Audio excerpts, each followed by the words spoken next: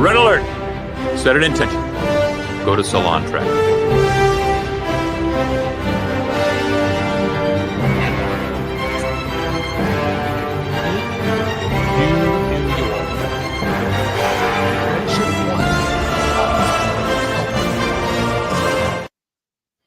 Ahoy, hoy, friends, and welcome to the Salon. I am so excited. We have a great show ahead for you. We are going to be joined by the one and only Laurie Ulster from Trek Movie. She is a Trek badass. She is an author. She is a writer. She is a TV producer. She is a wonderful human being, and I am so thrilled that she is joining us, not just for an interview. We had a great time in that interview, but for our live show. So get excited for that. Before we beam her in all of the podcast things, that's right, we are live on YouTube. You know that if you're here right now, but if you're listening to this later, you might not know what right now means. So right now means it is currently Thursday at 6:30-ish p.m. We're about 8 minutes late tonight. Sorry, y'all. Thank you, everyone in the chat, for your patience. We are live 6:30 p.m.-ish Pacific on YouTube every Thursday at Salon Trek. We're also on Twitter, Bluesky. We are on all of the podcast places the next day, so get excited for that. If you're listening to us now and it's not Thursday evening, thank you. You found us. Your nonsense has been found. Thank you.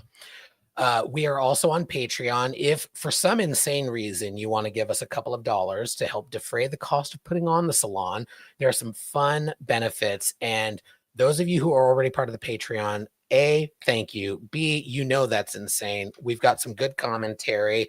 We're getting bevved tonight for sure. And if you're in the Patreon, you know what that means. If you're not in the Patreon, give us $5 a month, and then you can know what getting bevved means. You can also just assume you know what it means, because it means what you're thinking. I also want to give a huge shout out to all 270 subscribers on YouTube. We hit 270. We did it, everybody. We are now officially the president of the United States, I think, because we hit 270. So we're gonna fix some shit. It's been a rough 9 months. It's been only 9 months. It's been a rough 9 months, but thank you to the 270 subscribers. We're gonna get past that. Again, we have a special guest joining us. We'll be beaming her in a moment. Laurie Ulster, writer, author, producer, Trek badass from Trek Movie, will be here with us. Get excited. The last two notes before we really get into it. Number one, speaking of Trek badasses and wonderful guests, our interview with Nana Visitor is now live on the channel. We put that up just a few days ago. We had a wonderful time with Colonel Kira herself. She gave us an update to her wonderful margarita recipe, which I may or may not be halfway through a very strong batch of. Cheers to you, Nana. Thank you for joining us. Check that out on the YouTube channel and also in all the podcast places. And a quick fun highlight for coming next week, Star Trek Con, which is a wonderful podcast and audio drama that has had 2 episodes come out thus far. We are going to start discussing that on the Salon next week. So get excited for that. As I just fumble through my words. Get excited for that. All right, enough silliness. Some group silliness. Beaming in our co-host, Trevor. How you do? Cheers, brother. Is there ever enough silliness? I feel like people come here for the silly. I hope so. And speaking of silliness and bad at segues, because she's not silly, she's serious. She's a Trek badass. That's right. The one and only Laurie Ulster, live on the Salon. Laurie, how are you? I came for the silliness. All the silliness, everybody. Pile on. All the I love it. Immediately reverse course, everybody. Speaking of silliness, who do I want to go to for silliness? I want to go to Will. Will, how are you? fucking knew you were gonna do it. I knew I'm not a silly person. I'm a very serious person. This How is dare true. you? I've never done anything silly in my entire life. And if you've watched the Never. Nana interview, you know that the most serious segment was Will's. Everybody I should am the watch Jane the Nana Pauley. episode. Thank you, Laurie. It was very and good. That thank you, is, Jane Pauley. it's so good. You can tell she had a blast. It's so much fun. Thank you. Third party validator. I am sustained. Ugh. Speaking of validation, I don't know. I'm trying to help you out. Oh God. No. I don't like that segue. I'm gonna new segue. Somebody could have validated you. Somebody say something else. That's a great segue. Speaking of great segues, here's Ben. I have with me one of the signs of silliness right here. It Oh. is one of The stuffing billions from your of sofa? tribbles. Yeah, Oh. stuffing from my sofa. Yeah, here it is. The original Tribbles. silliness. That's Tribbles, so clever, trouble. Giving us full Freddie Mercury trouble. It's Matt. How are you, I mean, Matt? I was hoping that was going to me after that, but It was a real nail biter. yeah, I know. Triples and tribulations. We are the champions. Speaking of champions, champion of our Nana interview, here's Joanne. Joanne, how are you, darling? I'm great. All drag is valid. That is accurate. And speaking of accuracy, I'm going to just move folks around a little bit. That does not work as a segue. I'm where I belong. I like it. Yes. I was anticipating a text if I didn't move you quickly enough. You delete it scare now. me. You are ever present. Ignore it when y'all, it comes through. Thank you. I am so excited to talk about Star Trek Strange New Worlds Season 3. Spoiler, it's a mess. And I loved it, but we're going to talk about the mess and the love. We're going to talk about it all. But before we talk about it, we cannot talk about it until He finds the video. we set an intention, because we must. We must. This is obvious, but don't forget to set an intention when you light it, or you're just going to be wasting the wax. Indeed, we must. To set an intention tonight, I thought it would be fun if we went around the room and just course corrected a little bit of a particular character's outcome. So I'd love to rewrite Batel's end / beginning / whatever the fuck that was. As always, I will start us off by sharing that I think a better outcome for Batel, like, I'm just going to be honest. By episode 10, I didn't really care anymore. But there was so much DNA going on in there. I thought it would be fun if she was the beginning of the Tribbles. And that was not a plan with Ken, but she's a plant and I just don't know. I can't. I struggle. I struggled with her from the beginning, and I struggled with her end, even though it wasn't an end. I don't even know what it was. Anyway. That's my intention setter. Let's go around the room and find out what you all would do with Batel instead of what was actually done. We'll start with our special guest, Laurie. I mean, I did love the theory that you guys wrote for us for Trek movie, because as soon as I saw you post, it was because you guys posted on social something about like, we can see with her and the Gorn, and we know where this is going, like, and the original series Gorn, and that's what made Tony ask you guys to write the article, which is great. Because now you're part of Trek movie, which is fun. So I was thinking that just because it seems to be the right thing. But I will tell you that when she first came on in that first episode and Tony kept saying girlfriend, and I kept saying friend with benefits, it didn't feel that. So it never made any sense to me, and they have great chemistry in the end, and they were emotionally moving by the end, but I never kept seeing her in the future anyway. Sorry, Batel. I love your story. It's very Canadian. Joanne. So I also didn't care for her. She was, I agree, Lori, the friend with benefits, right? But I wanted her to have been playing kind of the long con and lean into, again, her Jag sort of role.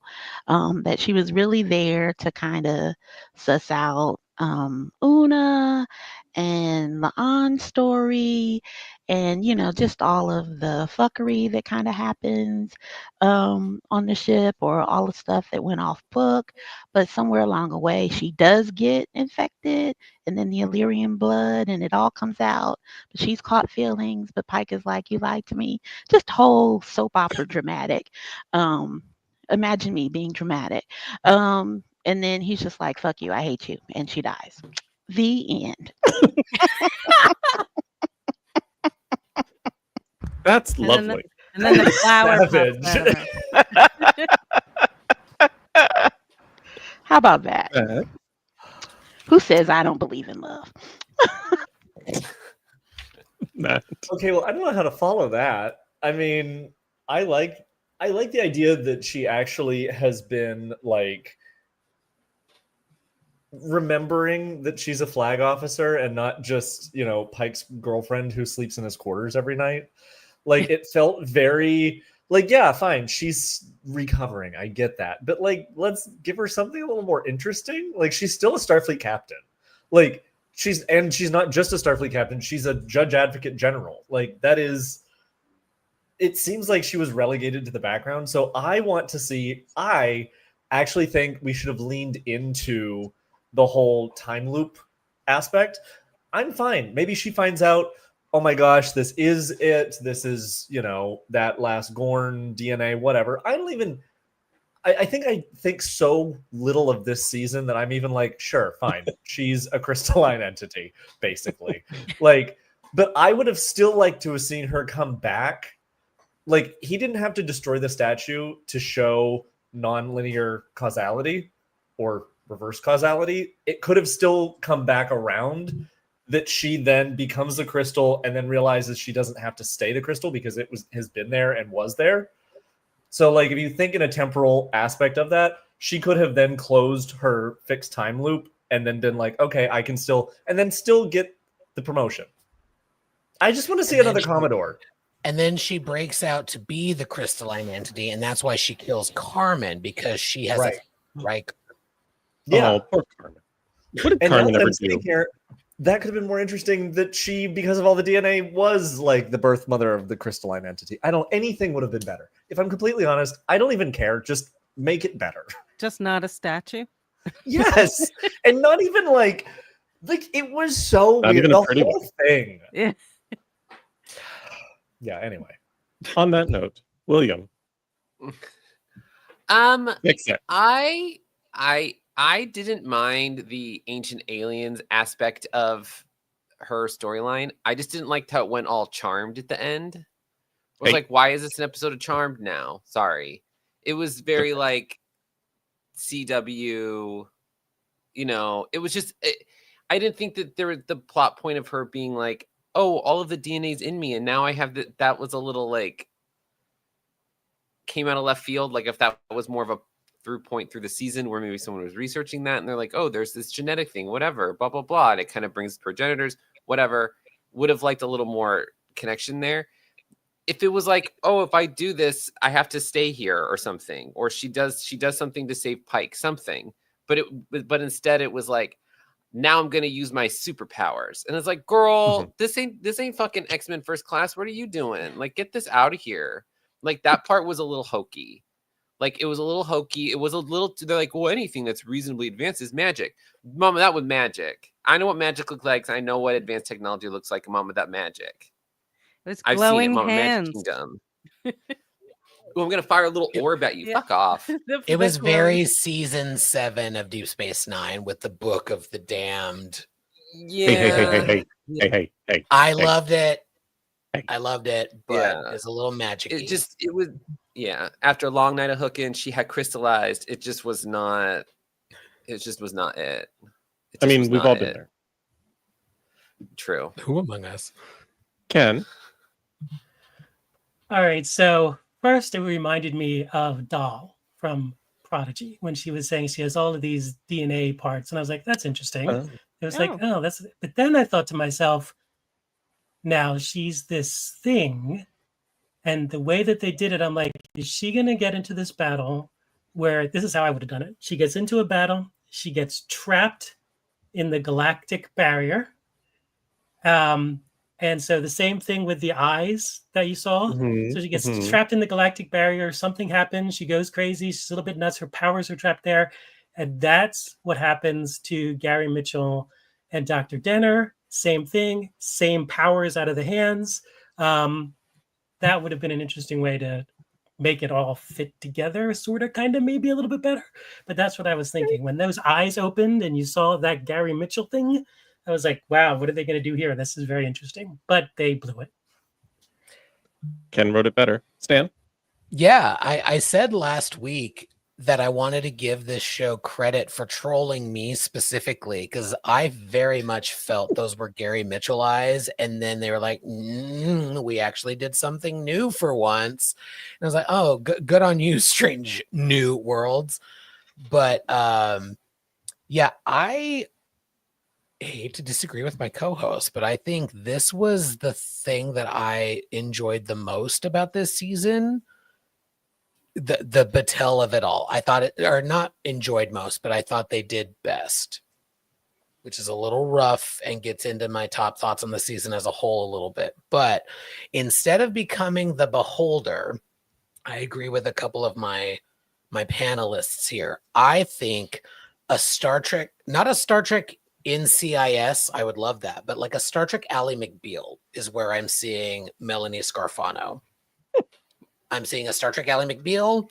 I'm seeing her falling in love with a Robert Downey Jr. type, an up and coming Robert Downey Jr. type from Ally McBeal, and she falls for him. She's now taken off the market, and that's why Beep Beep Pike chooses all of 6 hours known Vina. Too soon, Stan. Too soon. Yeah. Oh my gosh. Okay.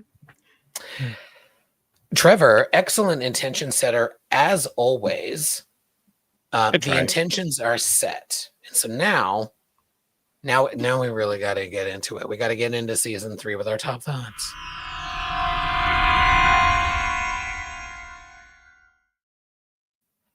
As always, I will kick off our top thoughts section. Season 3 as a whole, bit of a mess. There is a lot of good stuff in this season. I enjoyed overall. I love all of Star Trek. I do, even though I don't always sound like it, particularly with this show. But I think the main reason why I say this season is a mess is because of an argument that I've made before about this show. I don't think it meets the promise of its premise.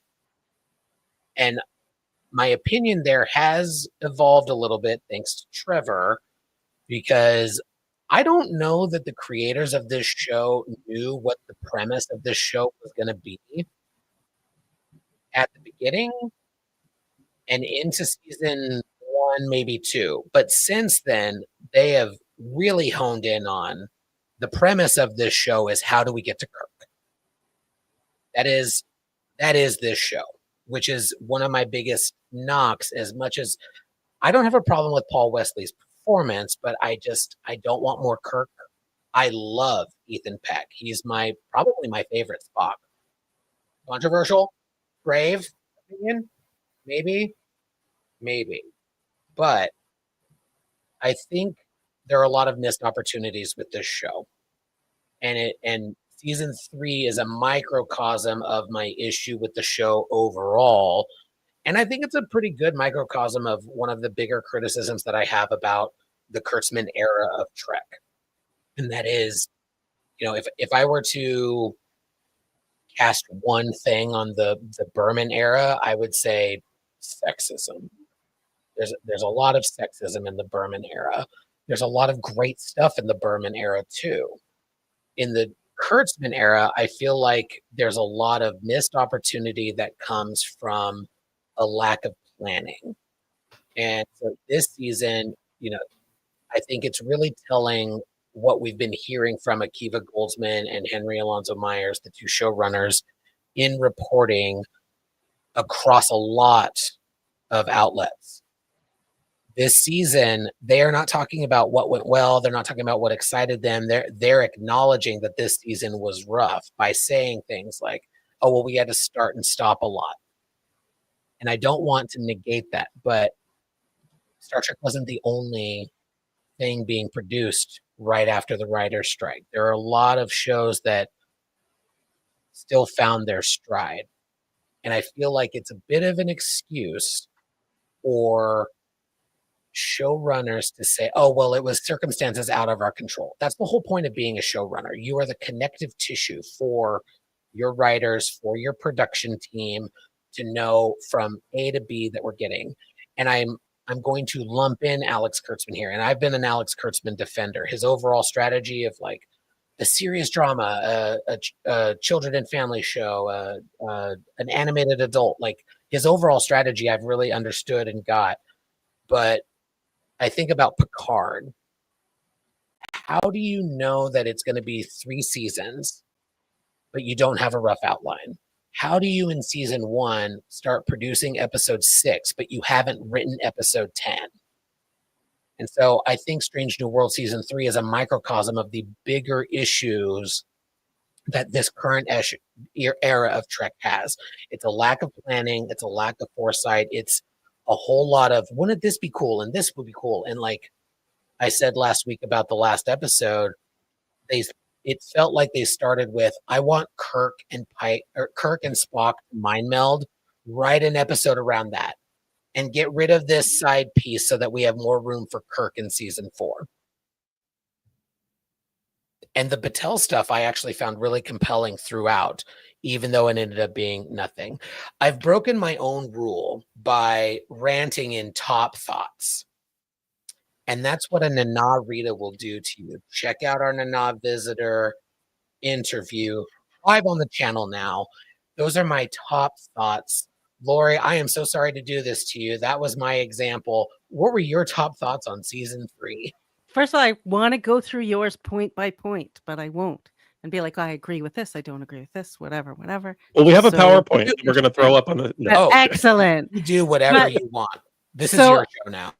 My biggest issue with Strange New Worlds, which can be very entertaining. I think all the crafts people are bringing their A game from acting to set design, like every piece of that.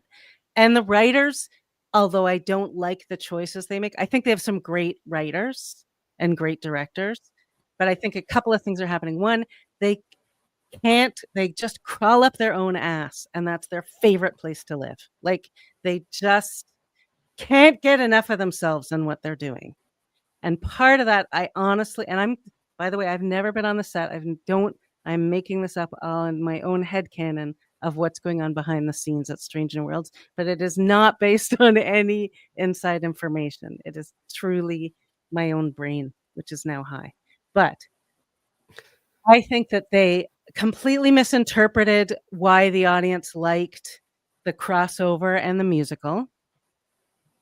And I think that they get on set with all the actors and they're like, "Oh my God, this is so fun. Yeah, ham it up." Like Frakes described, and I'm getting crazy. Frakes described being on set on that episode I hated, which was the holodeck one.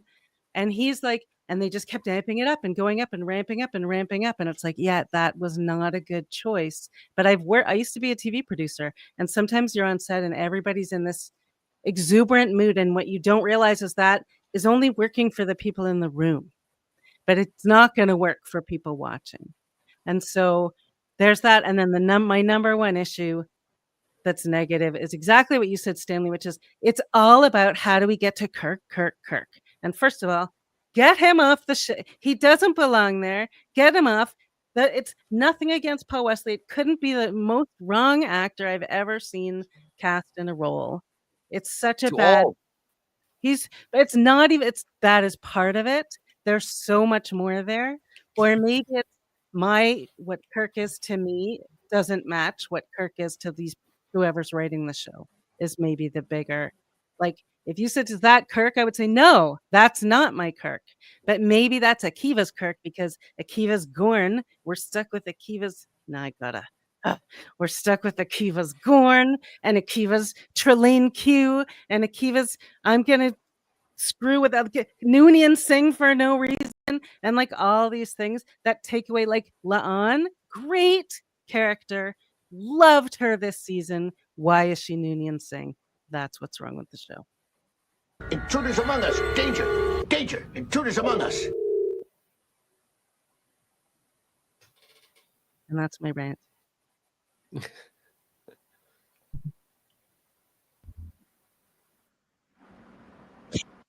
In all the ways. Sequentially, I believe you're next. All right. Well, first of all, Laurie, I love everything you say. I'm a huge TOS fan. Huge. It's my Star Trek. And so I try to really enjoy this show. I appreciate everything that you're saying about the craftspeople. Everyone brings their A game. It looks great. Some of the choices they made for the Enterprise, we won't go into that because that's not this season. But I mean, okay. Yes. Why are they trying? Why Trelane?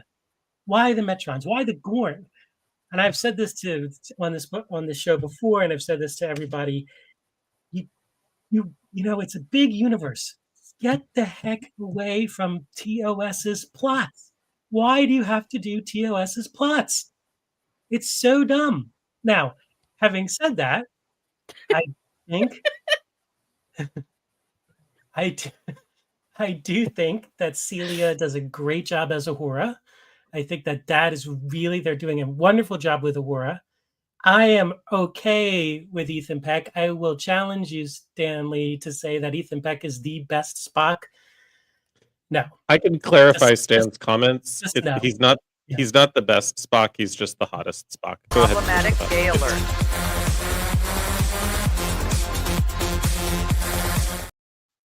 He is the hottest. Oh, yeah, right. He's okay. He's the hottest Spock. But Leonard Nimoy is and always will be Spock. I just want to cuddle with him. And I'm not on mute. Sorry, we're not on mute yet. So Stan is proving all of the points that he made earlier of what not to do, and he's like, "Hi, I would like to lead by example tonight." Listen, yeah. If only someone kept track of these things. I am allowing my crew to influence me too much. Apparently, this is true. Now I'm almost done. I will say though that I do like that Strange New World sometimes tries to go out of the box. I think that the, what is Starfleet episode, the documentary concept, I actually think that was a great episode. I thought that was well done. I think that, bringing on Trelane without calling him Trelane, bringing on the Metrons, bringing on all that stuff I just said, get the heck away from TOS. What is Starfleet didn't touch TOS. And I thought that that's why it worked very well. They've got to trust that they can write their own stuff. And, there's something, it almost makes it like there was something to be said, although at the time I sort of disagreed. But I understand why Roddenberry said, get away from the original series for the next generation. And this is kind of why. But at the time, back when it first aired, I was like, why are you not doing anything with the original series? So I'm a bit of a hypocrite in that respect. But yeah, anyway, that's my top thoughts. What do you mean? What do you mean they didn't do anything with TOS, boy? They had a good old Southern doctor in their pilot, boy. What do you mean? Yes, they also redid The Naked Time. That's true, they did. And so, Roddenberry was like, if this leaks, we're going to cut the DeForest Kelly cameo and all this stuff. And they did redo The Naked Time, but they made a point of Riker saying, Kirk?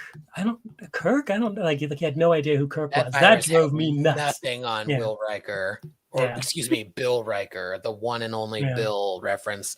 I don't know who we're going to next because Will, you've been popping out a few times, so it's all over. Will, it's your turn. Okay, great. I've just been popping in and out. Yeah, I think looking at this season as a whole, I thought of it like this.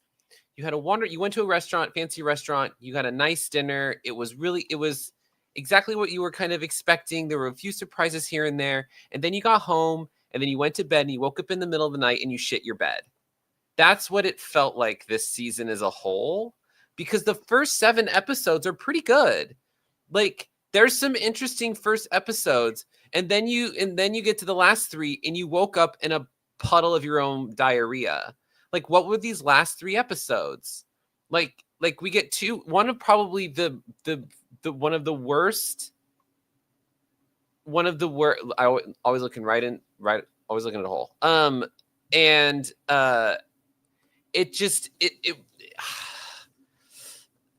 it was just kind of disappointing, because like you can experiment with a show when you have 20 episodes, 22 episodes, 26 episodes. When you've got 10, this isn't much of the place for experimentation unless you know this is going to work.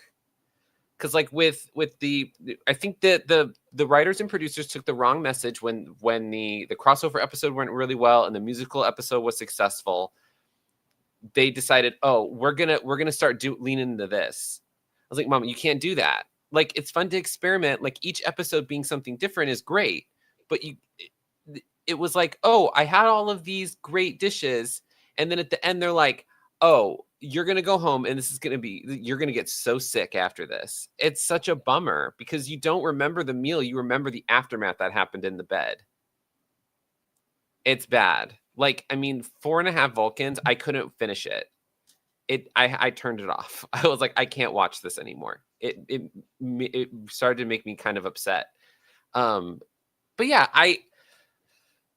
it wasn't as bad as it was I thought it was going to be. Was it as uneven as the other seasons? Yes. But I think it just ended in such a way that it felt like they maybe didn't give up, or like these episodes, they couldn't write them again and they just had to start producing them. I don't know what happened. I wasn't there in the room, but I will say that no matter how good the dinner was, you'll always remember the meal that you had when you shit the bed. This happened to you a lot, Will? No, I have an iron stomach. And He also a firm doesn't- constitution. He also doesn't eat Yeah. solid food. I Matt? don't know. Matt. Yes, Matt, continue. Your turn, darling. That was also a lot to follow tonight. Swallow it, follow it.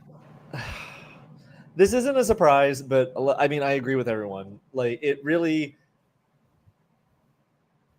felt like they forgot that they're allowed to write Star Trek and not just react to Star Trek in writing. Like, it felt like you're allowed to make new things. Like, you are strange new worlds. And yet it was like they just wanted to sit in a corner and jack off to TOS. Like, it literally, like, that's how it felt. It was like, oh, I don't need to watch anything else. I'm good. Like, we're keeping this. Like, I just, it really felt like they didn't know what to do with any of their characters. They didn't really know where they were going with it. They just knew TOS is coming. Oh, hey, now we have Kirk. Oh, hey, Kirk and Spock are a thing. Oh, like, it felt very reactionary. It was like someone was watching through TOS and going, oh, right, that episode. Now we have to touch on this. Oh, yeah, right. Like, almost like a high school book report. Like, oh, right, I need to go back and add that paragraph about this because that'll make sense later on, and then it gets to the final point. It wasn't. It started. There were some strong ones. If you combine the good parts together of the season, you probably have 2 strong episodes. Just not all at once. And that's my top thought. Joanne?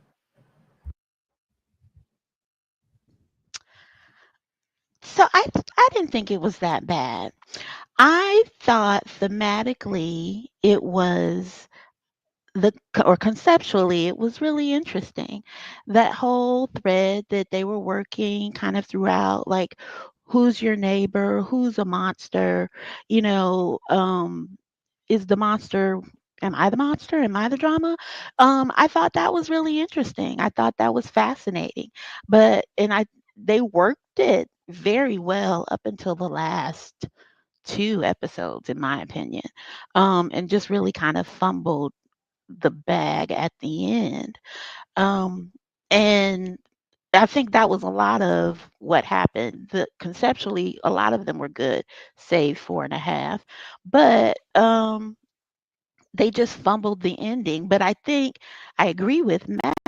They are reacting and being reactionary. But I don't think it's just that they don't understand Trek. I think, or understand what they're trying to create. I think they're reacting to the toxic fandom. I think they're succumbing to the pressures of, all that was happening. I think, on the business side. And, I think listening to a lot of them during their interviews, Henry Alonso and Akiva and crew, something within them changed. Something within them broke at some point, and they worked it out on season 3, right? Not to diagnose anybody or whatever, but something broke, and they just took a funky, nasty, reactionary stance. On what was, like I said, I thought conceptually a very brilliant sort of theme for the season. Love the actors. You know, it is always and will be a beautiful show. They have never failed on that. It looks good week after week. But overall, I mean, and they were afraid. Like I said, they were afraid to break canon. They were afraid to tell a brave new story. They were afraid to do all of the things that made, I think, season 1 like perfect. So, because of reaction and external influences, and not doing their personal work when their spirit was broken. So yeah, I'll stop there. I think that's right. I've said it many times. If I'm ever in Trek production, I will get off social media immediately because I don't want to run the risk of running afoul. Trevor, your top thoughts? Yeah, I definitely agree that the season was kind of all over the place, a little messy. Like I don't know what stories they wanted us to walk away feeling something from versus those that they just wanted to tell for fun. It was a little bit difficult to kind of see what their general concepts were. To me, the season as a whole felt a little bit like an eclipse. Like it's fine as long as you don't stare directly into it. The the the the first half was definitely better than the second half. I think in terms of, I agree there was a lot of forcing when it came to Kirk and Spock. There's some forcing between Kirk and Spock I wouldn't mind seeing. But I don't think that's what they were going after. Problematic I feel like they kind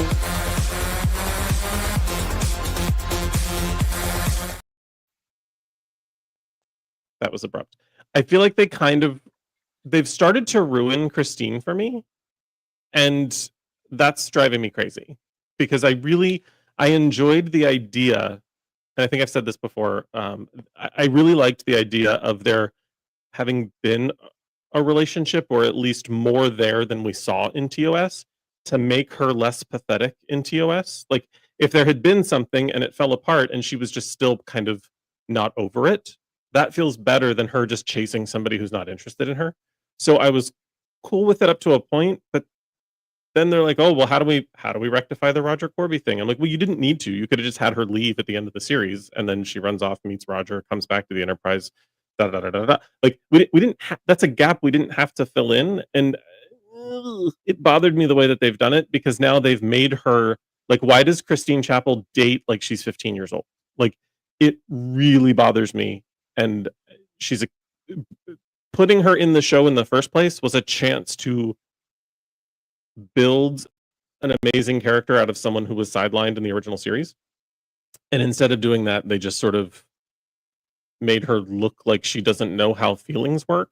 And that's just sort of part of the mess. So, yeah, liked the first half much better than the second half. Although when we go over episode by episode, or at least favorite episodes, number 9, Terrarium, did rank in my top 3 just because I love the movie Enemy Mine, and I've referenced it like a million times, so I apologize for bringing it up again. But I love that movie, and so I like the Trek version of it, despite the presence of the who now, Stan? I believe they are called the Metrons. Correct. Wow. Well done. Drag me on two syllables. show. 2 syllables, no more, no less. I may have yeah, mispronounced them a few times. just a couple of times. I was gonna say that was offensive. Like he went on the offense for that. It wasn't just that you messed it up. He wanted to make sure. I want the audience to know that you didn't see it, but the rest of us did. And that's fair. Anyway, those You know are what? those are my me. top thoughts. Those are my top thoughts. Well, I'm not in my head now at all. I want to talk about everybody's favorite episode because for me, it wasn't the Metrons episode. For me, I have a conspiracy theory.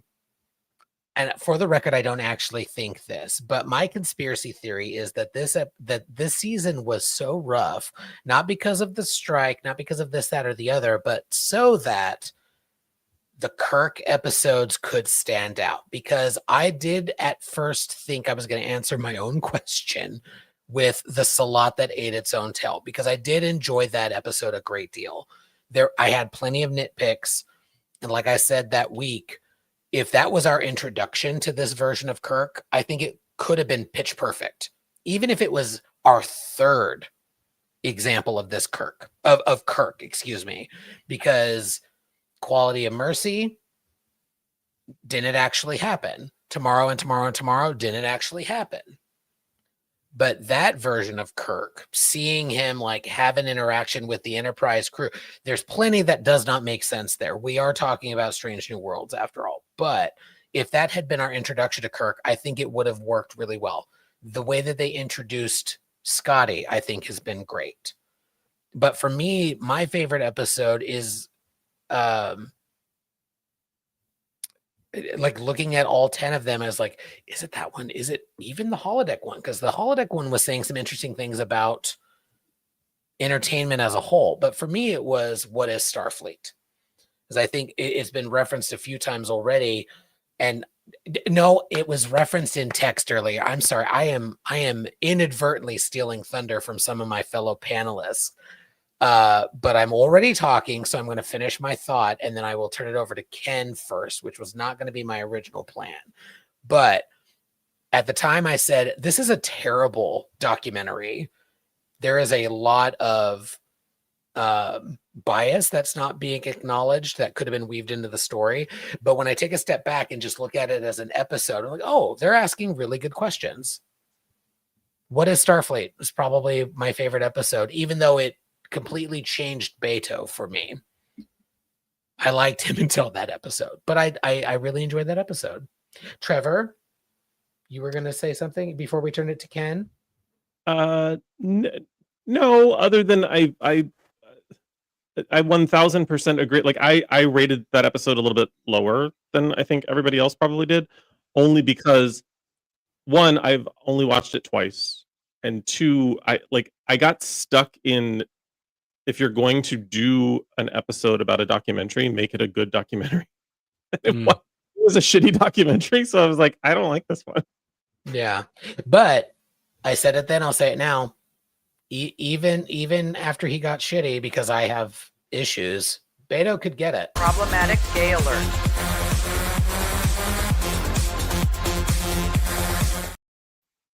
Let's go in order this time. Ken, what was your favorite episode this season? Then Laurie, then Will, then Matt, then Joanne, then Trevor.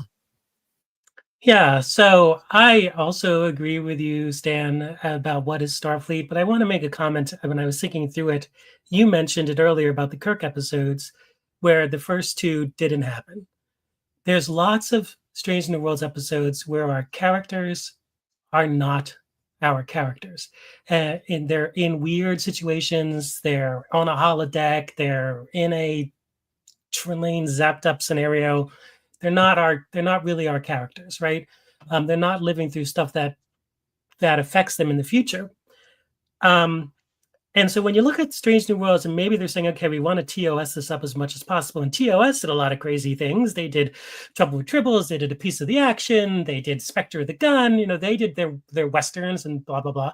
But in all of those episodes, they were themselves. Our characters lived through those stories. They didn't forget them. Even Spectre of the Gun, you know, was a fantasy by, oh my God, Laurie. Spectre of the Gun, the aliens. Who are they? Oh God, I'm Melcots. Melcots, yeah. Yes, The Melcots. Melcotians. So that would be really embarrassing. The Not these Melcotians- people. No, Not not these these people. people. Right. So the Melcotians took them into a fantasy, but they remembered it. And you saw character development. So getting back to what is Starfleet? What is Starfleet is a stretch. It's something very different that I don't think, maybe an Enterprise episode did it, but I don't think any other Star Trek has done a documentary, right? Other shows have done it. MASH has done it. Other shows have done it, but Star Trek has never done it. And so that was a good stretch, and our characters were our characters in that stretch. And there was changes that occurred from the beginning of that episode to the end of the episode. Things affected growth of our characters in that episode in a good way that didn't have to rely on any TOS stuff, right? Or any other Star Trek tropes. It was a brand new thing. It was a strange new thing. Great. That's what they should look at. And when they're trying to do stretching things and they're trying to emulate the kind of stuff, maybe looking back at some of the best of Star Trek, the original series, they have to remember that all of those were character stories, not forgetting our characters forget those stories. Anyway, that's me. Yeah, I think my note for the season was like maybe smaller swings next season. But Laurie, favorite episode? Well, but also Ken, like you nailed it in terms of that whole way of looking at what they're doing, because they, you know what? I'm just kind of repeating what you just said. What you said is great. It was perfect. How about that? Thank you. I'm like, you don't need me to. No. rephrase it. I'm You I'm said so it. sorry, It was Laura. perfect. We don't try to prop up Ken here. That's not what Salon is about. I'm just So- kidding, Ken. I love you. He's to death. right. But I appreciate it, Laurie. Thank you. Well, I just don't like when they come out of something and it has no impact on them at all. And you could do that once, but they've done it Mhm. over and over and over and over. And then the weight of the thing that happened is lost.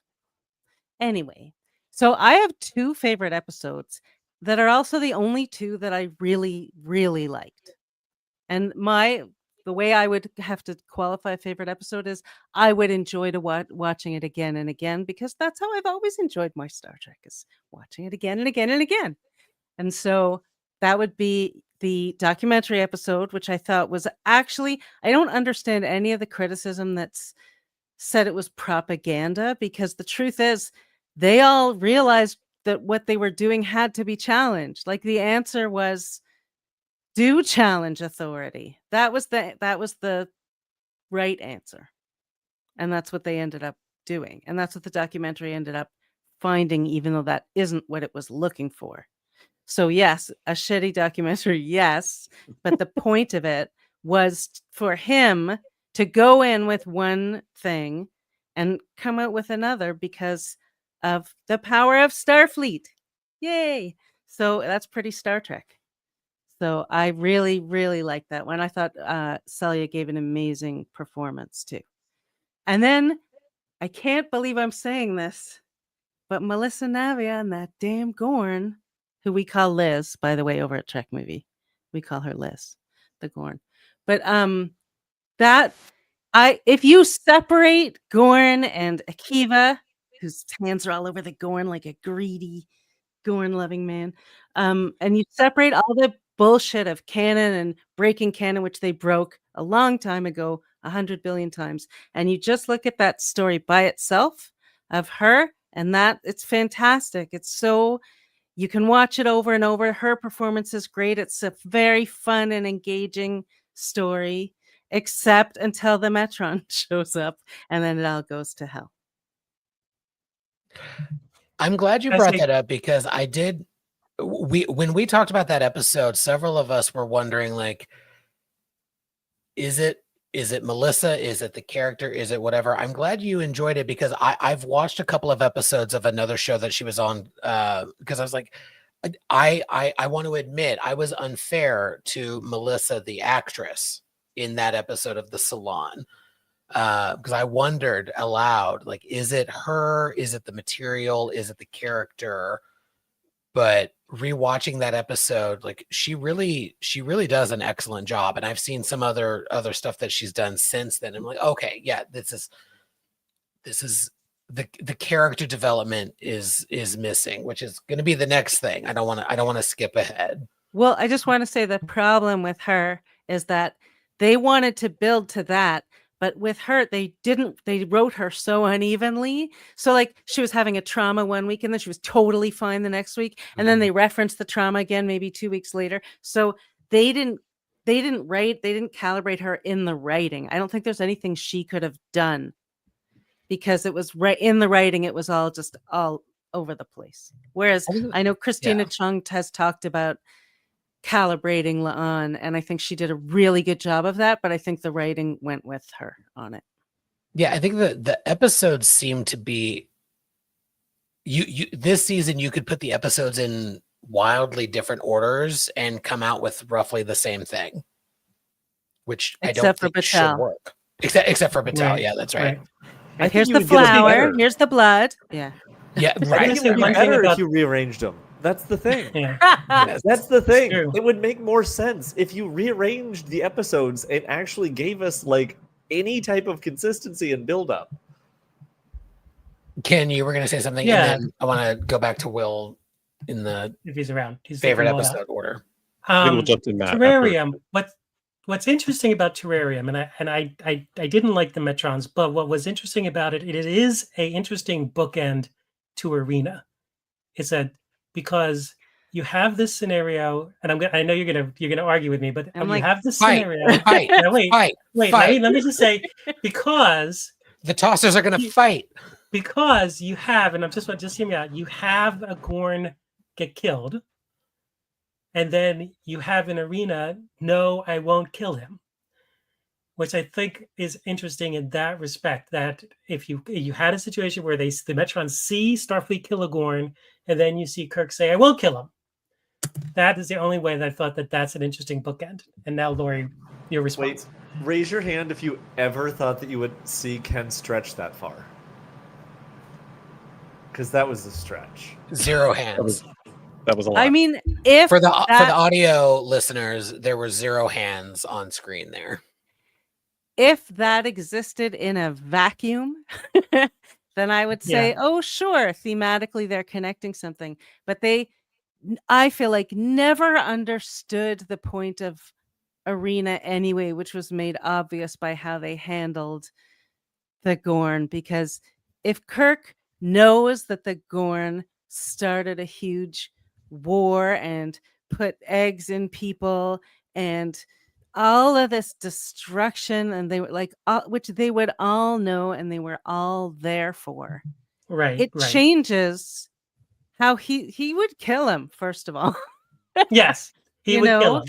But it would I just think they could have had a whole storyline about a species that they made up. Yes, I agree. And that they could have basically hit the story points they wanted to. They would have to drop the nostalgia, which they just need to drop, and then actually tell a story. But the problem with all the resurrections is that they don't usually have anything to say about those things. And I feel like with the Gorn, they just got backed into a corner, and then just sort of, now they're claiming that the way it's resolved is all off screen in some episode they're not going to shoot. So The that's true. Metrons are You're waving right. their hands. and wiping people's memories is like the cheapest. The protocol droid. Erase the protocol droid's memory. Second to classifying it. Yes, Because that's just what drives me insane. Pinky swears, and we're skipping ahead a little bit. We're definitely going to come back to Matt and Joanne and Trevor and Will when he gets back. He had to take his dog out.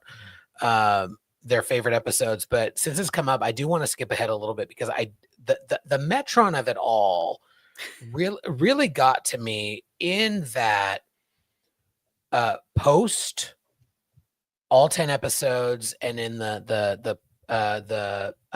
do they call it? The postmortem interviews that they've been doing, that it has come to light, not only at Trek Movie but at other outlets, that they didn't know that they were going to have a season 4 until after all of season 3 was written, if not fully produced. Do you know the actual timeline of all that, Laurie? Do you mind sharing?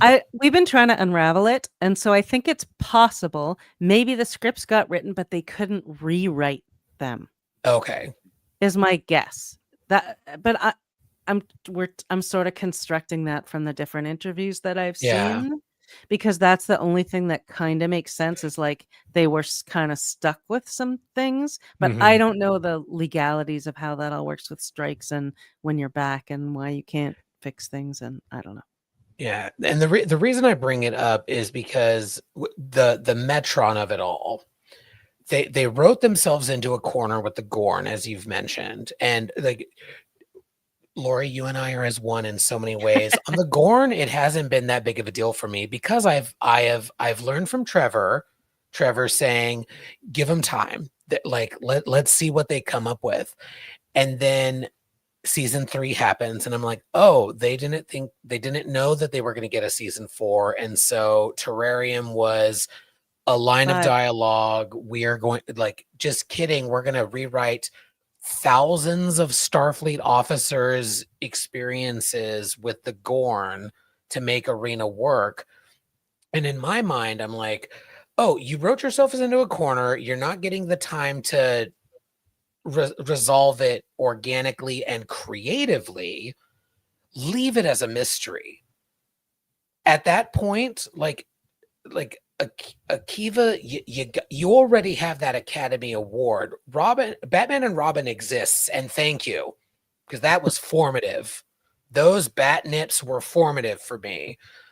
But like, leave it a mystery. If you can't do a satisfying unraveling of why the Gorn are not the Arena Gorn, and maybe I'm just bitter because not one, but 2 of our articles that we've co-written on trekmovie.com have been complete bupkis now. But my goodies. You're bitter because our concocted theories didn't become reality. Hey, we got All great of traffic. Yeah. Well, good. And we got some new subscribers from that, so thank you. But Good. leave was a it as a nonsense mystery. I would say that's a win. Keep across the pissing board. Laurie Ulster off, because like it doesn't make any sense. But then, because it's Laurie, would you agree it would be better to be a mystery of how did we get to Arena versus No, stop. Just don't do the Gorn, you dumbasses. Stop it. Stop it. Stop Fair it. enough. That's Fair how I feel about the Gorn. Stop it. Stop it. Stop it. Stop it. Stop it. I Like, if did you fix don't, it. From now on, whenever they say Gorn, I just hear Schmorn, and I'm like, oh, it's the Schmorn. It's totally different.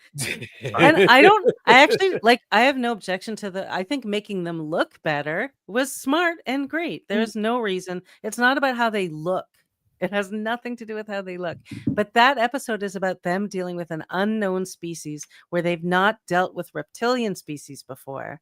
Mhm. And sort of starting to recognize someone who's very different and does things very differently could still be someone I could maybe understand even in this moment of stress.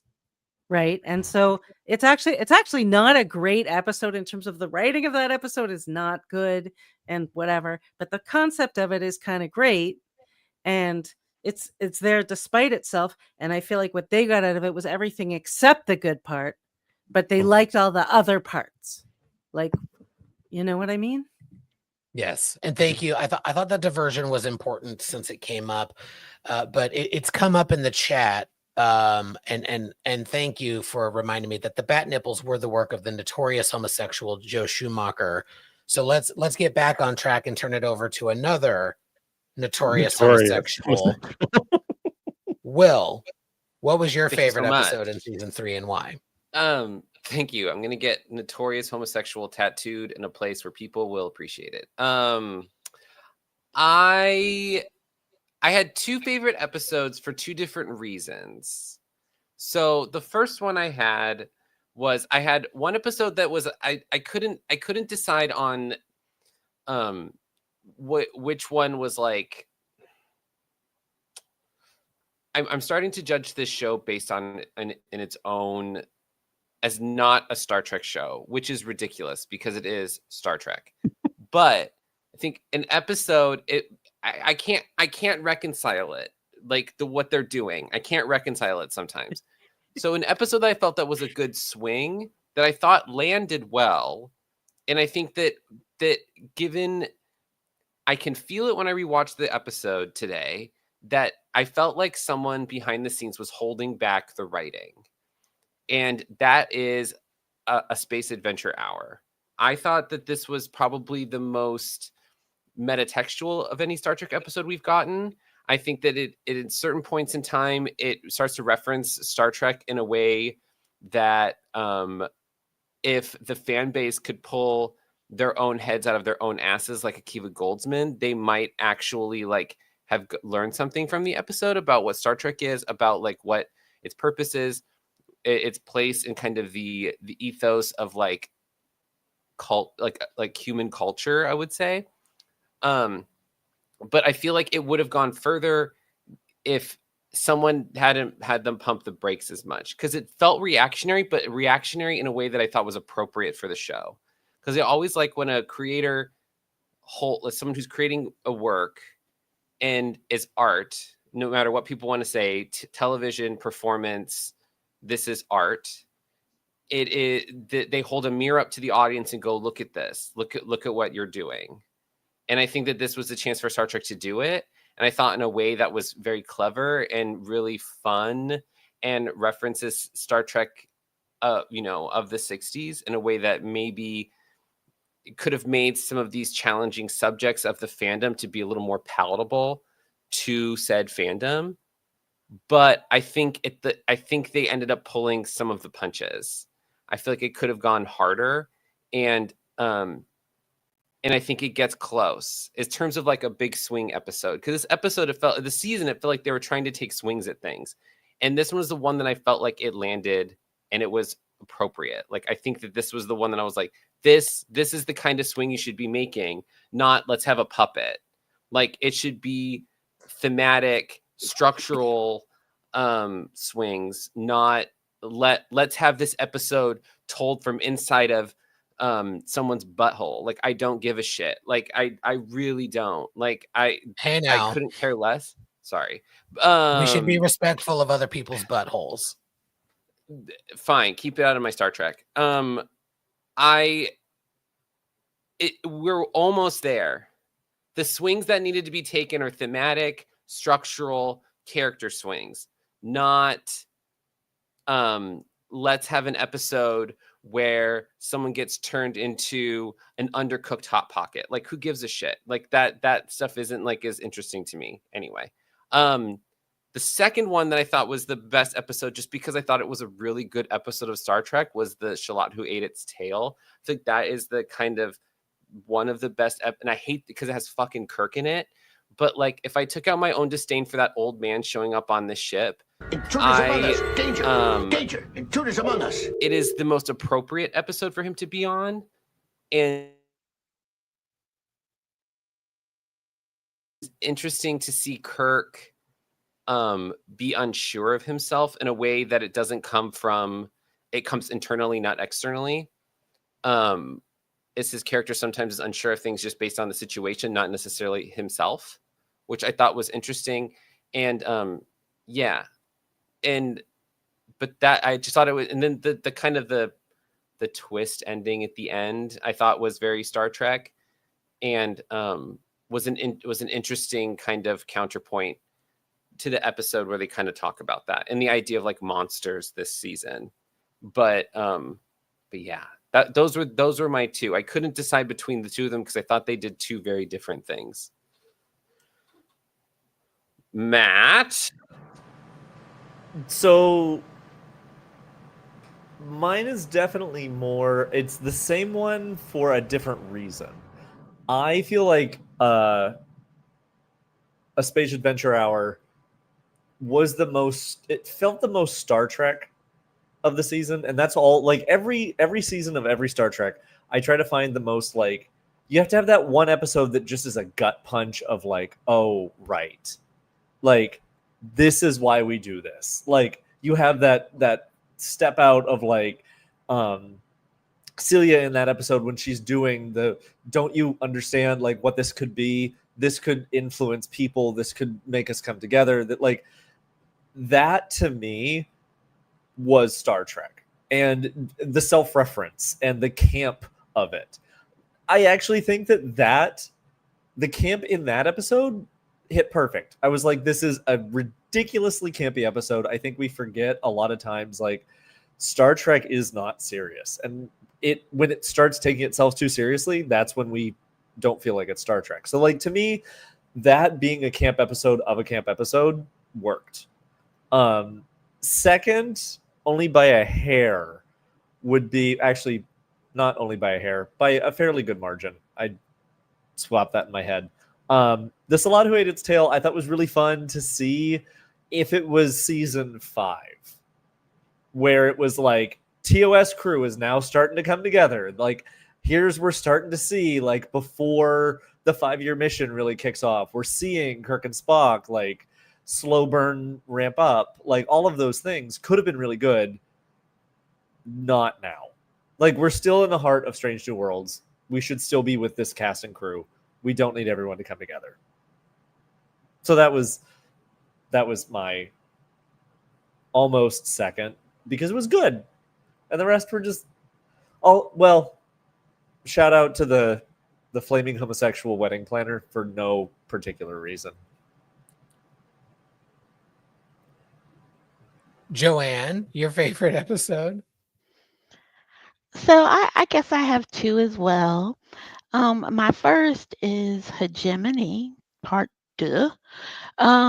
For no other reason than it established, and I think they did throughout the season, and I hope, since we probably won't get back to me for our other questions, but I hope they don't ever lose sight of, it establishes Pike once again as a relational, consensus building, consensus driven leader. And I love that they have leaned into that for him and have not abandoned that. I know people, don't like that, and they think he's indecisive and too concerned or too emotional or whatever, but being a consensus driven leader is hard, but it's also really important. And particularly if you are about liberation and progressive ideas, it is important to be that kind of leader. And I love that they have not abandoned that to the screeching masses. So I appreciate that, because at the end of the day, he is always concerned about his people, and wanting them to be the best versions of themselves. And he will remove any obstacle to make sure that that happens. I think that that's heroic, and incredible. So I love that. And my second one was, I think, for the kind of the same reasons Will said, was Space Adventure Hour. I didn't think it was executed well, but I thought the message was on point and brilliant. I mean, at the end, Paul Wesley Kirk, said it, straight to the camera. We need to reclaim our joy, that we have lost sight of, what this is about.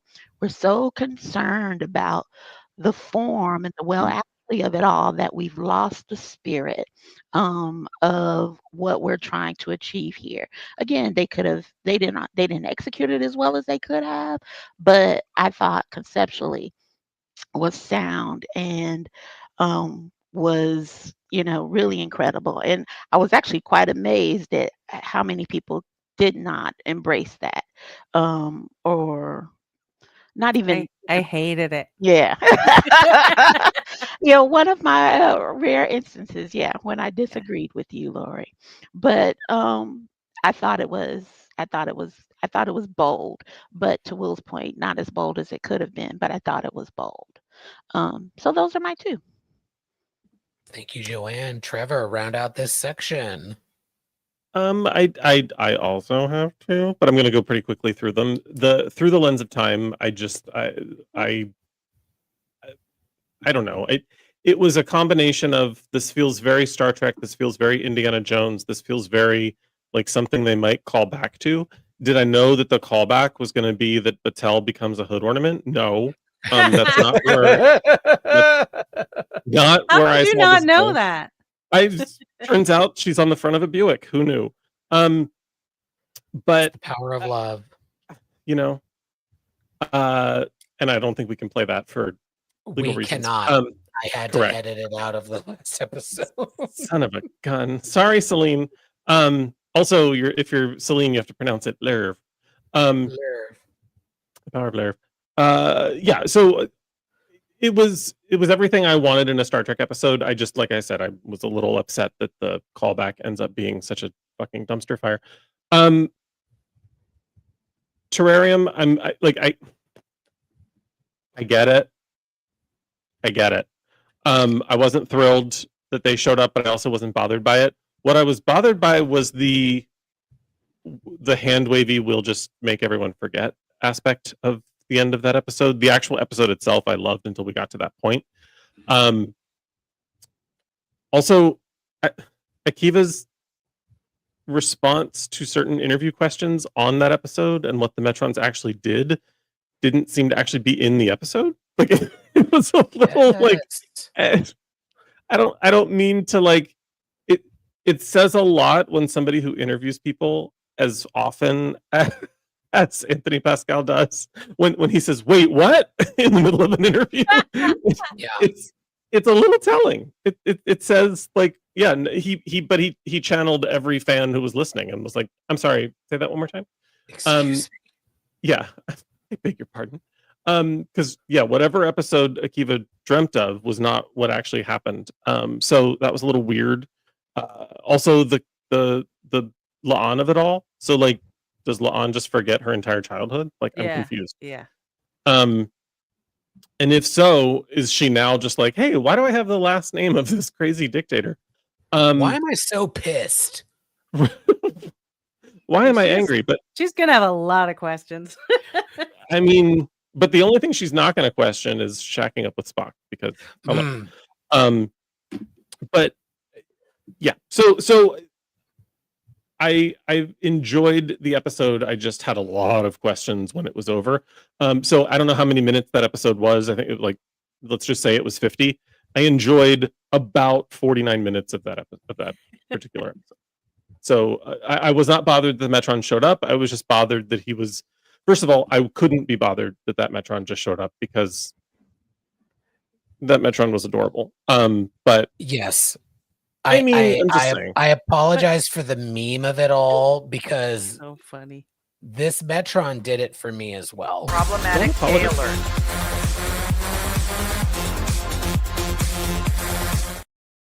But here's the thing about that episode. If you took out, if it wasn't the Gorn and it wasn't the Metrons at all, you could take that same, the story was a great story.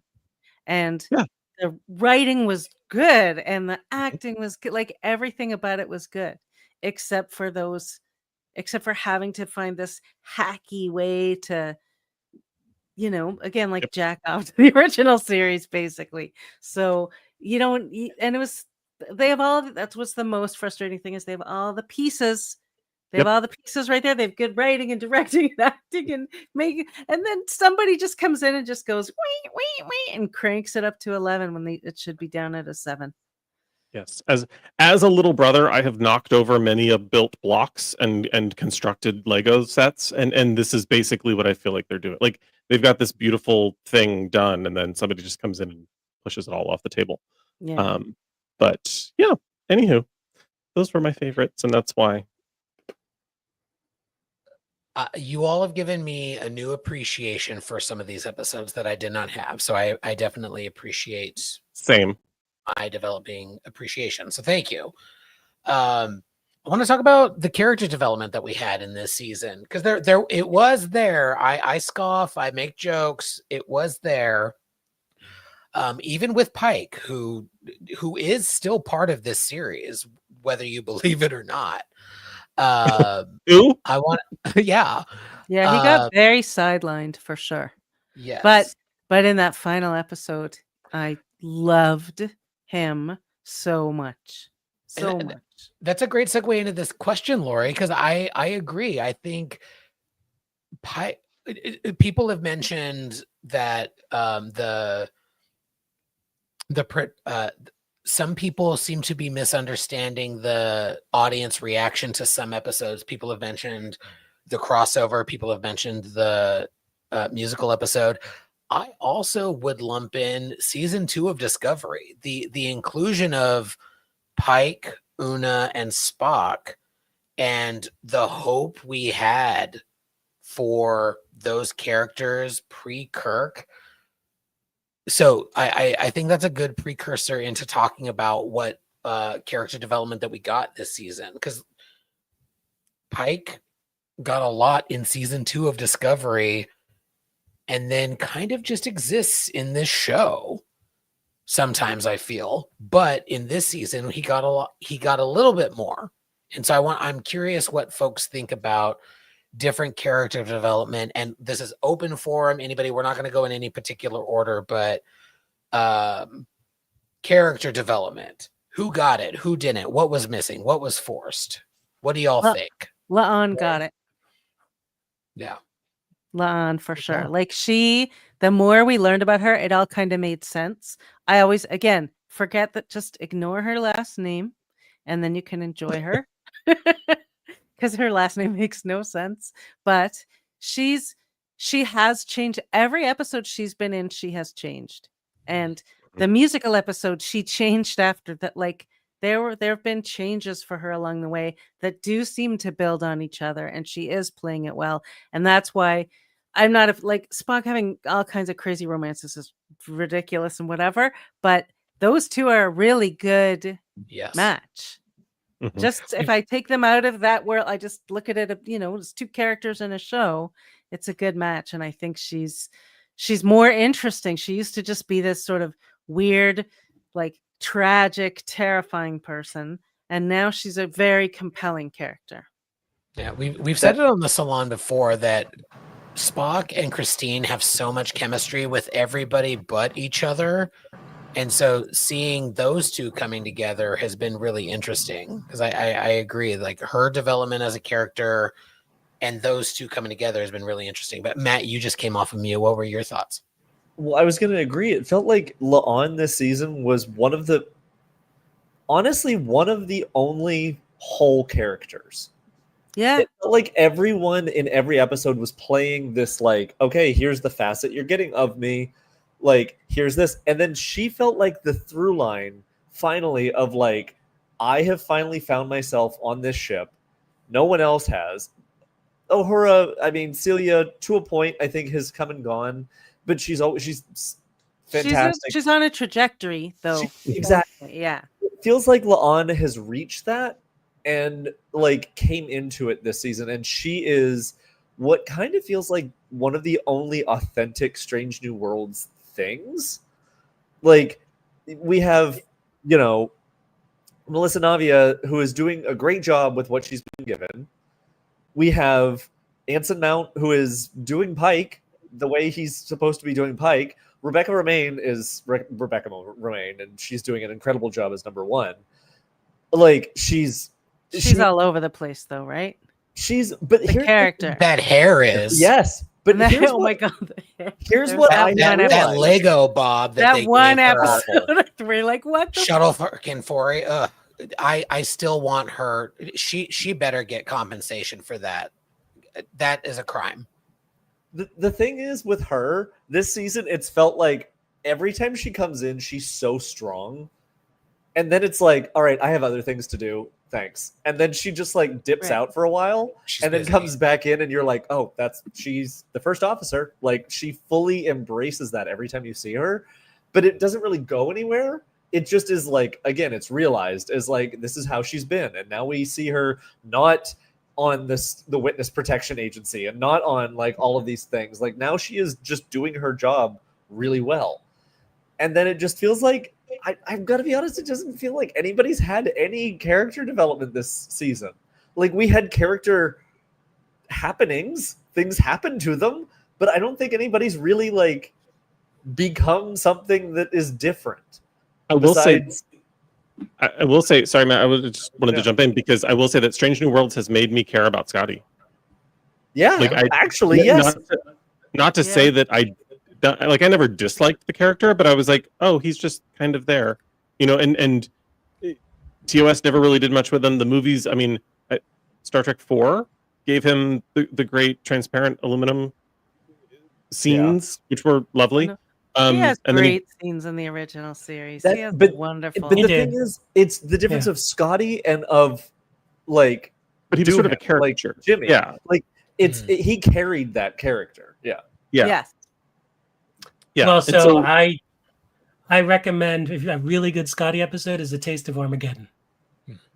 Yeah, when he's in command. He's in Yeah. command You're of not the wrong. Enterprise. Oh, absolutely. Yeah. There wasn't. Yeah, There wasn't.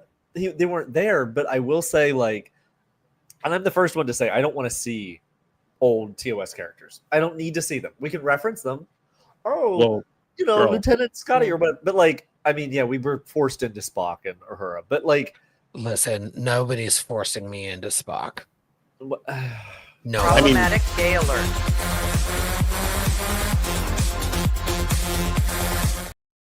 It's 100%. It's all voluntary. It's all voluntary. Volunteers tribute.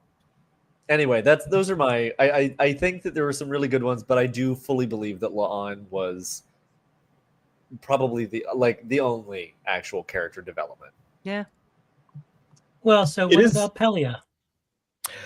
Exactly. I love Pelia. I feel like we just saw more of Pelia. Yeah, I don't we think she learned facts grew. about her. Like Yeah. we keep learning really fun facts about her, and I enjoy every time she's on the screen. And I love her with Scotty. I think they're having fun, but we don't know any we don't know much about who she. Because She's not developing. She started at 1,000%. Like yeah.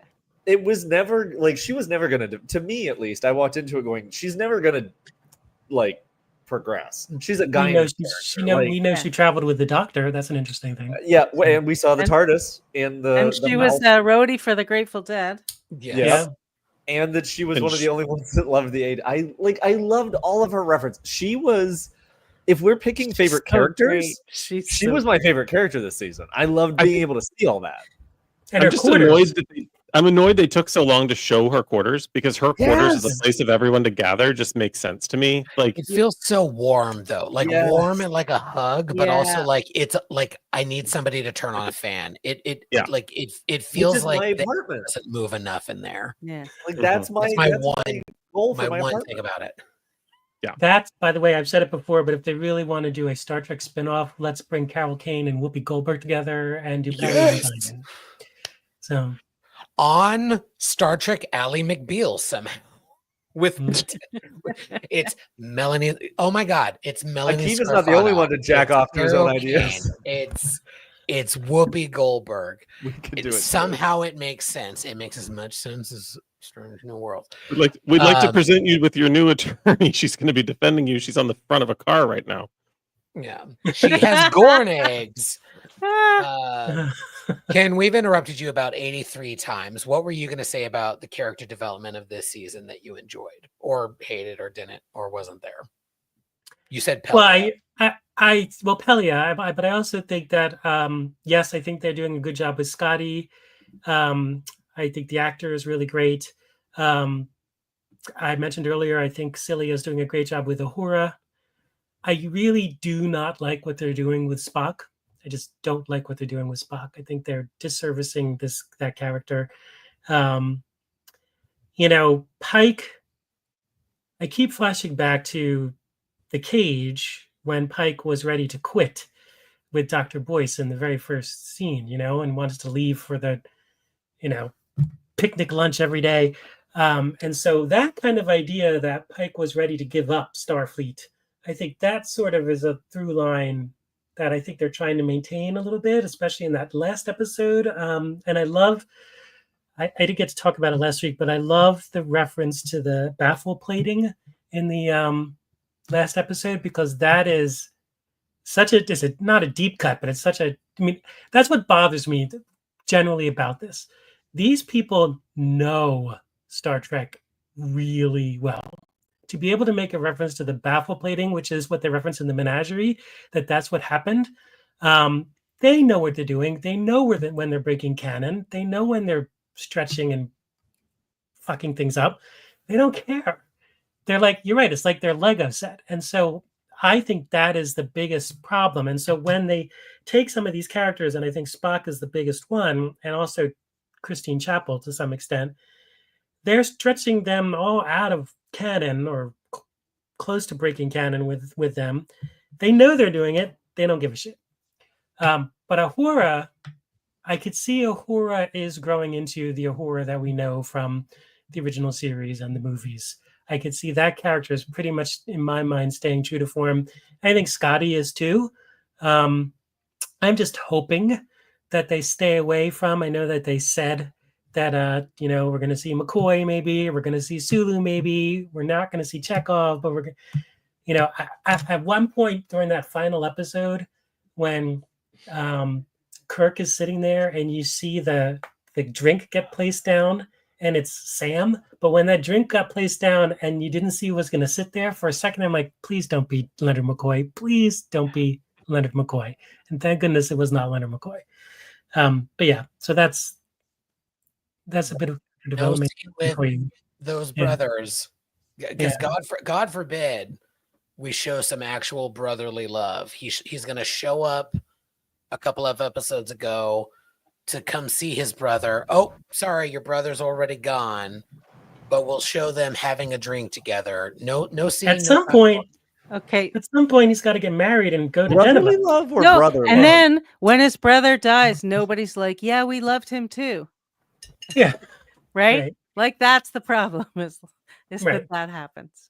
Was that the problem, or was the mustache the problem? No, how dare And the you? mustache. But And the mustache in the middle agrees with me, I'm sure. But there's as our Lord and Savior Kesha once said, I want to take a mustache ride. Like, I'm just saying. Go ahead, Laurie. I just want to say this about Spock, which is that when you, and this comes up a lot, but when you have as many episodes as you've had in previous Star Treks, like the original series, you could have Spock being serious Spock we know in 95% of the episodes. And then every once in a while they put him, he has to sing or he has to do something or he's out of control emotionally. When you only have 10 episodes and Spock is just on this insane seesaw all the time, you're like, it's going to be the idea that he goes from that to this much more reserved person, and miraculously everybody forgets that he used to be this other guy. Fun. Is weird. Yeah, because I know that they've said in interviews over the course of several years, wouldn't it be interesting to see how they got there? But what they're giving us is like, oh my God, how does he get there? Like, no, and he can't do it in front of people who are like, I could buy that that's how he gets there if he was somewhere else. I would be like, oh, sure. Maybe he does. And maybe that's why he becomes so closed. Something happens. And initially, when Chapel, because you guys keep talking about this and you're dead on, like Chapel and Spock at the very beginning, there was the hint of maybe a sort of love tragedy that we could maybe see, like a more dignified story for her, but also taking them to sort of where they were in some degree, just why this relationship was, give some complexity to the relationship, which I think is what they wanted to do. And I felt the emotion of that. And then all of a sudden they just decided, nah, let's be wacka wacka. And that just doesn't, it doesn't work even for the character within the show if you take all the canon away. No. It's kind of it's like the moonlighting of it all. Like the will they or won't they works until they do. And once they do, nobody cares anymore. Stretched it too far. Yeah. Well, the other thing that bothers me with the Spock character is there are things from Star Trek canon that they could tap in Strange New Worlds that would be really interesting, like Layla Kalami from This Side of Paradise. That would be a great story to tell on Strange New Worlds. They referenced it. They knew each other. that would be fantastic. Other things, like where's Ruth? Where's Carol Marcus if we're going to go back to Kirk all this time? Not Ruth. Who wants Ruth? Who? Seriously. Who wants No. Ruth? Nobody. That's true. Yeah, you're right. All she did No. was stand there and go, "Oh, Jim." That was all she did. There was nothing. There was That's nothing true. there. That's true. Well, this is not going to connect at all, but that did remind me something Joanne has mentioned the last couple of weeks. There has been some connective tissue this season in Strange New Worlds of like, and forgive me, Joanne, if I'm butchering this completely, and please do correct me, but you've talked about how there's been sort of an ongoing theme that you've seen of trying to build connection in differences. Like, I forget the way that you put it around the, I think it was the episode about the terrarium. It was like, oh, the Gorn are so different, but we can find similarities. And so I'm curious from your perspective with that theme that you identified, and please, again, correct me because I know that I butchered your thesis there, but the character development that you've seen through that theme of this season, I want to make space for that because you've always really made great points on that front. So, I mean, like I said at the top, I think they've been carrying this theme about, who we are depends on where we stand, and kind of walking a mile in someone else's shoes. And they've kind of played that theme out over and over again this season, and thinking, we think the Gorn are monsters, but then, well, maybe they're just slightly misunderstood. But also monsters, but because then we shoot them. And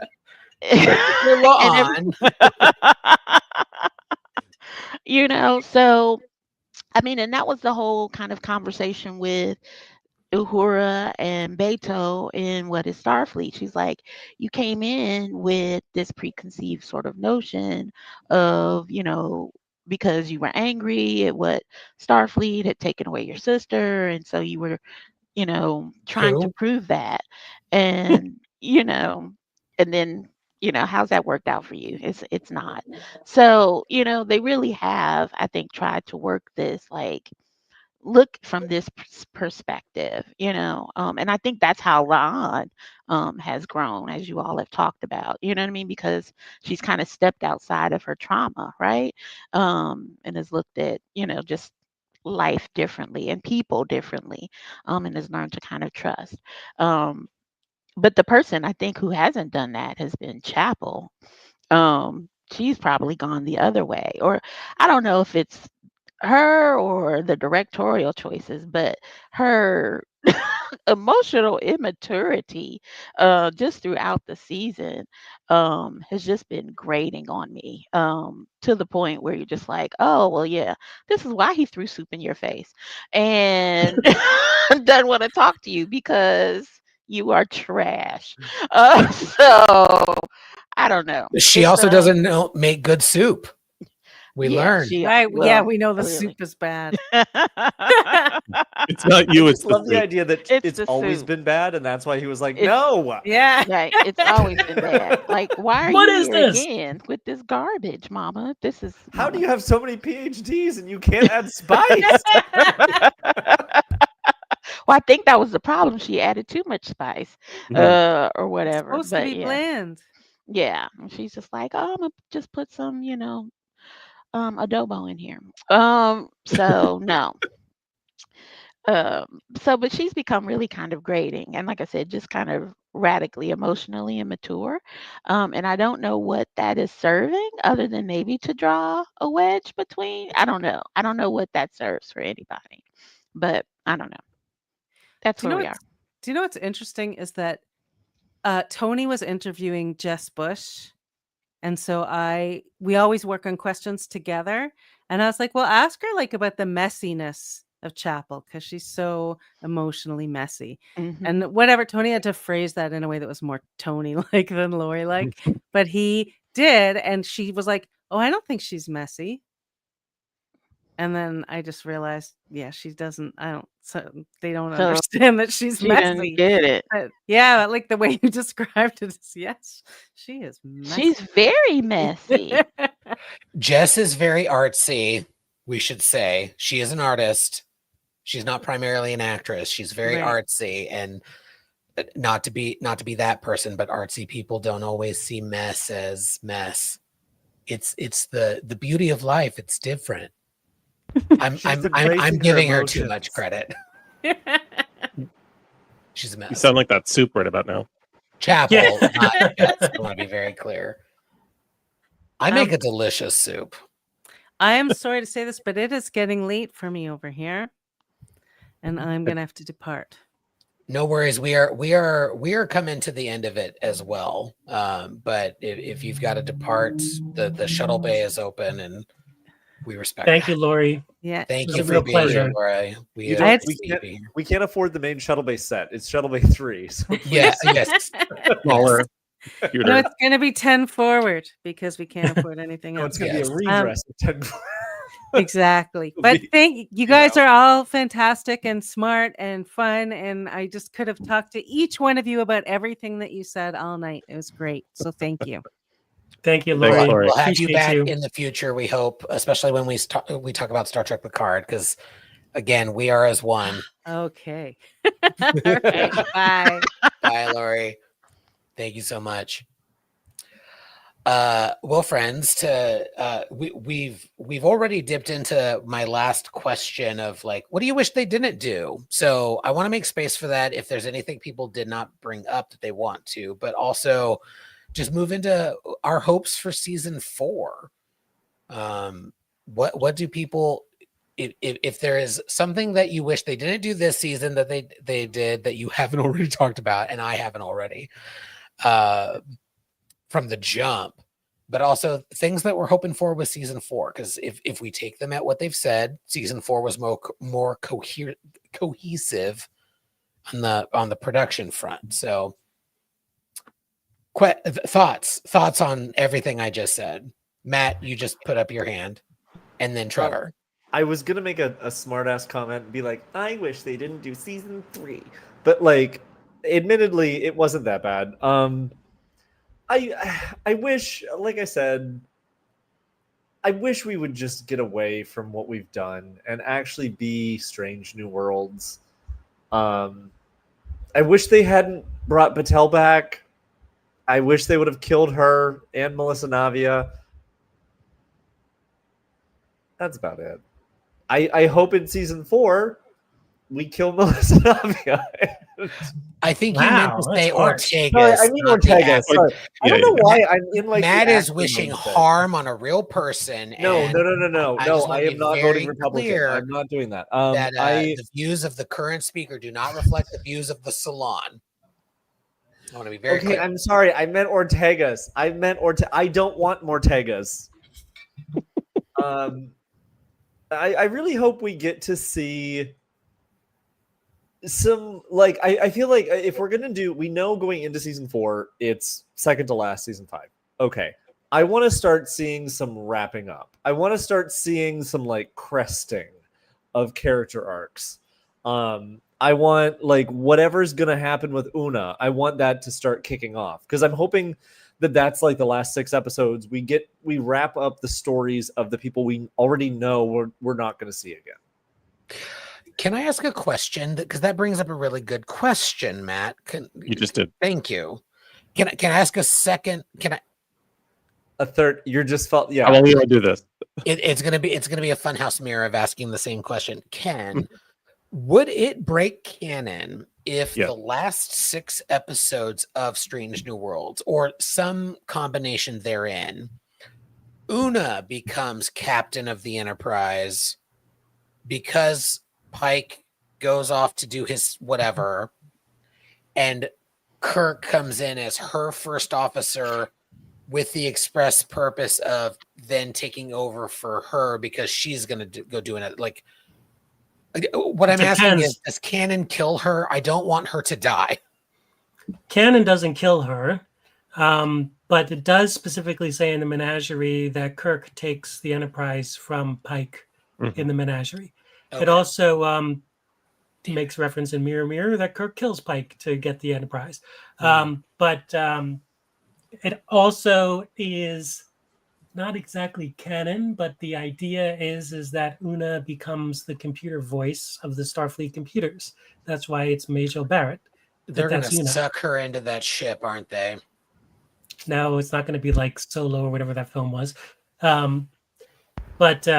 So yes, I mean the canon is that Pike turns the Enterprise over to Kirk. That's the canon from the menagerie. Boo, but fine. I respect canon. Nothing says she can't get her own ship. Yes, that is my hope. It's like, you've done such a good job. We're not gonna give you this ship, but we're gonna give you. I mean, they did already. They gave her the. Listen, I don't. Not to reference the Will Riker of it all, but like, just because you're the first officer of the flagship doesn't mean you become its captain. Like, there's another way to train people for these jobs, and that's not everyone's first command. That's right. The extended universe had her become very much like the CNC of Starfleet, like the Admiral Cartwright of the later movies. Yeah. Before Admiral Cartwright went crazy. But yes. Less duplicitous. Yes. She becomes CNC of Starfleet. Joanne, your hopes of season 4? I just hope they tell stories that make sense. I want them to be I want them to break canon if it serves the story. Like, I don't want them to hold canon precious. That drives me crazy. So, I hope they don't change Pike's nature. I hope he stays kind of true to who he is. And yeah, puppets. There we go. The puppets. Will, what are your hopes for season 4 of Strange New Worlds? That it's good. Low bar. I would like to see more character development. I know we're gonna see more Kirk. I don't know. I have no hopes for next season. Not that it's like negative. Like, I'm like, oh, there's no hope left for the show. I think they're on the right track in certain aspects of the show. I guess I would hope that they try more unusual, like aliens, more unusual worlds, more Star Trek situations, like kind of how we got in a few episodes this season. But I don't know. I don't have much. I try not to do that where I'm like projecting too much, because then I get disappointed. Like, I start writing my own season 4 in my head, and then when it's not what it is on screen, I get all pissy. But like, you do love headcanon. I do. Notoriously, I am one for headcanon. Yeah, I don't know. I don't really have much. Like, I just hope that I don't know. I don't know how to say it without sounding like an asshole. So I just want better. I just want it to be better. I want the stories to line up more with the acting and the production and the visual effects and the overall look and aesthetic of the show. I just want them to like finally give an episode where I go, that was a great episode of Star Trek. Yeah. That wasn't assisted by another show. I would love for them to rise to the occasion of the talent that they have in their production and in their performers. I think that's spot on. They have. They're getting actors. There. I think they have. I think they figured out how to write a few people. Yeah, I think they figured out how to write an XO. Like, I think they figured out what Una's job is. I think they finally kind of nailed down La'an. I think what they've done with her this season, I thought was really great. I think Ethan Peck is continually getting better as Spock. I think this was overall his best performance as Spock was this season. I think all of the it was his best performance, but I think everyone across the board, I think they've all been better, and I think the people writing it understand the characters a little bit more, and I think the actors understand that. But yeah, ugh, God, I mean, I don't have hope that they're going to not lean into the things, they took the wrong message from those old scientists and are now going to do weird shit for the sake of doing weird shit. So when that episode worked because yeah. it was a cohesive story. And it because it ironically it wasn't their story. It was it was a Lower Decks episode. Story. Right. Well, it worked because of Jack and Tawny. Yeah. Yes. So yeah. I agree, and I will close out this section by just saying I also fear and understand that we're going to get a lot of Kirk in season 4 and 5. But my hope of hopes is that they lean into the characters that they've already established around Kirk. Like if you're going to make Kirk the story, okay, fine. But let's utilize him as an opportunity to round out and complete La'an's Strange New World story. Let's round out Una. Let's establish why he comes to trust Uhura so much. Let's establish his friendship with Spock more than just a shortcut mind meld. If you're gonna go that route, let's go organic. Let's lean into the people around that character. Because I am admittedly not the biggest tosser on the Salon, but I think some of the best episodes of the original series, some of the best performances of William Shatner as Kirk are aided beautifully by the characters around him and the story that the character is serving. And my hope for season 4 is that they don't try to force Kirk onto the story rather than tell a story that happens to be about Kirk, the Enterprise, Starfleet, today's world, because Star Trek has always been an allegory. And again, I think the show has missed a lot of opportunities to tell the allegory of today. The holodeck episode was a perfect example of like AI, consent and use of people's whatever. Okay. But I think they're going to do a lot of fun. There's going to be a puppet episode. And again, dear God, I hope it's not just Pike. I get that as a snippet, but man, I want it to be everybody but Pelia, because Pelia is a puppet. Pelia is a Muppet, right? Like in human form. I want the Muppets and Pelia.